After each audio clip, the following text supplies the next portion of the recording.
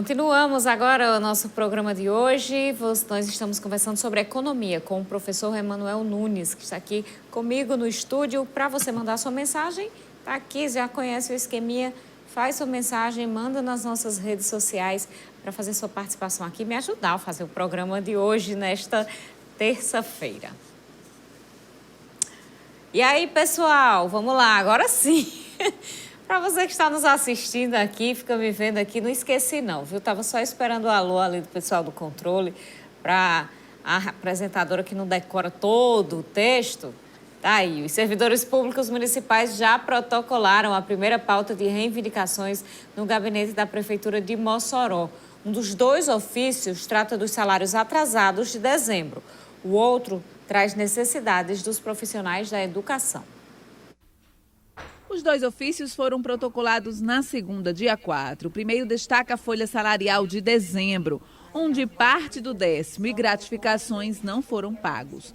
O segundo diz respeito às reivindicações como concurso público, gestão democrática, reforma nas escolas, entre outras. Nós protocolamos o ofício 01 e o ofício 02. O ofício 01 solicitando audiência com o prefeito para discutir a questão dos atrasos na folha de pagamento, porque os servidores estão aí com suas contas atrasadas, inclusive com IPTU para pagar e não tem condições.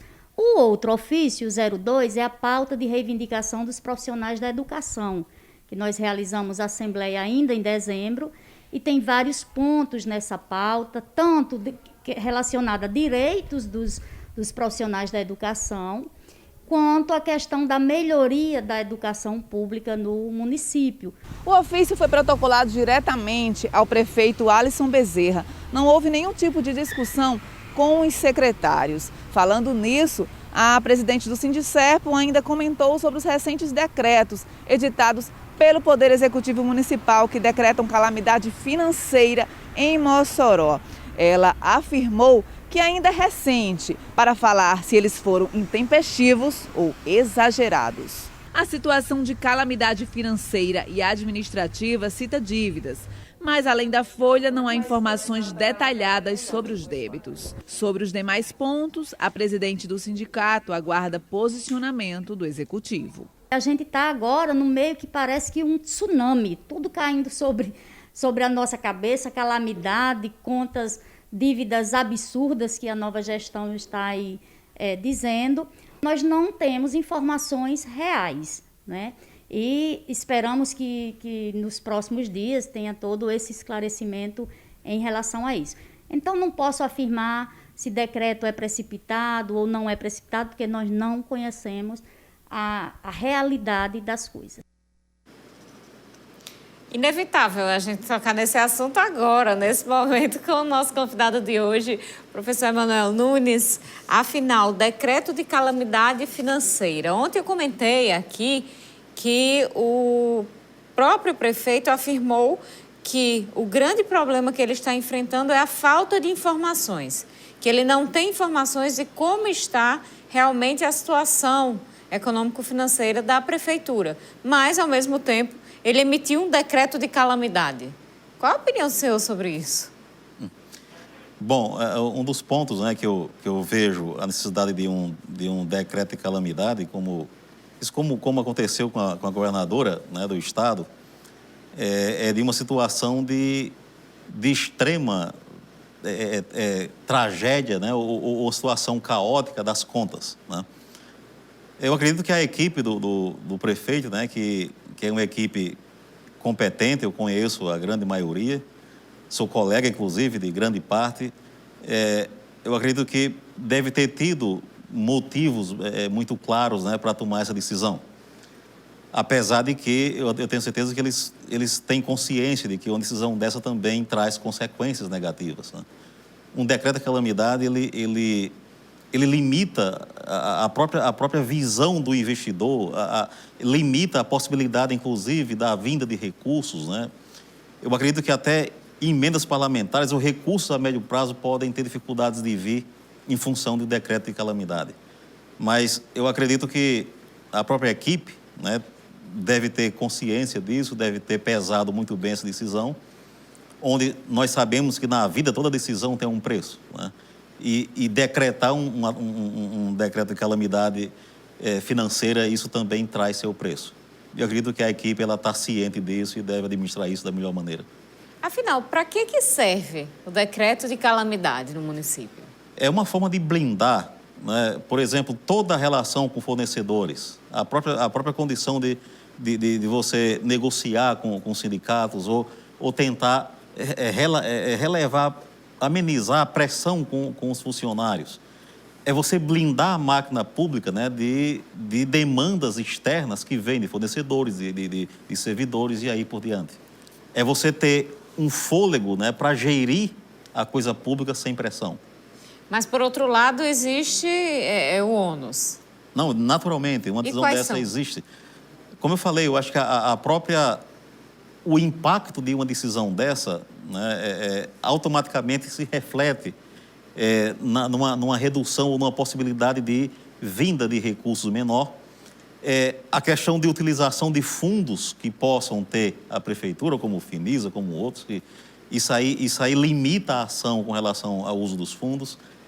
Cria uma situação onde se blinda a prefeitura, mas dentro dessa blindagem você tem uma margem de manobra, um espaço de manobra pequeno para poder agir de maneira eficiente na máquina pública, na gestão pública. Mas a forma é questão de proteção. Apenas se blindar, se proteger, criar minimamente um fôlego, né, para poder tomar pé da situação, para poder agir. Então, quer dizer, vamos lá, para o nosso telespectador e eu também entender que os recursos do Finisa, por exemplo, a prefeitura deixou aí licitações para 100 milhões de reais já em licitações, em processo, em andamento, e fora isso ainda existem outros 40 milhões ainda para serem apresentados projetos e utilizados. Então, quer dizer que existe, a partir daí, desse decreto, uma limitação para o uso desses recursos pela Prefeitura? Pode ser, principalmente com relação ao que já tem contratado ou que está a contratar com relação a esses recursos. E esse decreto, ele cria, né, uma possibilidade muito grande de você frear investimentos, isso a médio prazo, inclusive a curto e médio prazo. O decreto, ele serve quando você está numa situação como a governadora Fátima assumiu o Rio Grande do Norte, com as contas atrasadas, com a crise fiscal instalada. Era conhecida a crise fiscal do Rio Grande do Norte. De Mossoró ainda não, ninguém tem, inclusive a própria equipe não tem conhecimento de como estão as contas da prefeitura.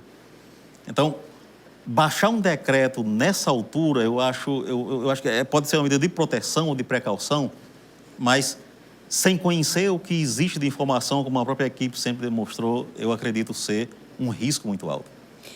Também tiveram outros decretos, outros 7 decretos, para medidas que foram tomadas agora nesse início de gestão.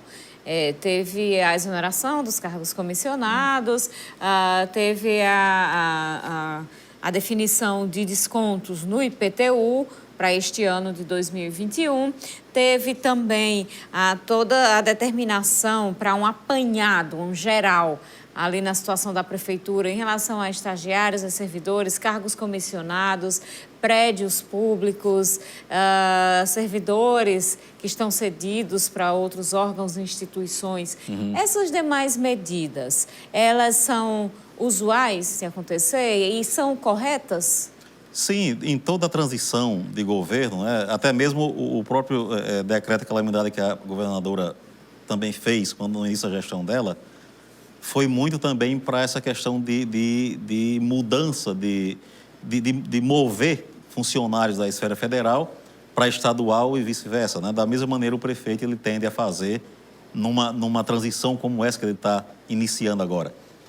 Todo início de gestão é naturalmente complicado e eu acredito muito fortemente que não está sendo fácil para o prefeito atual de Mossoró, depois de romper, né? Ele se elege rompendo uma comunidade de poder muito grande, que isso tem um preço também muito alto. Eu acho que essa parte inicial ela é complicada, não somente tecnicamente, mas politicamente também. Talvez até mais politicamente do que tecnicamente.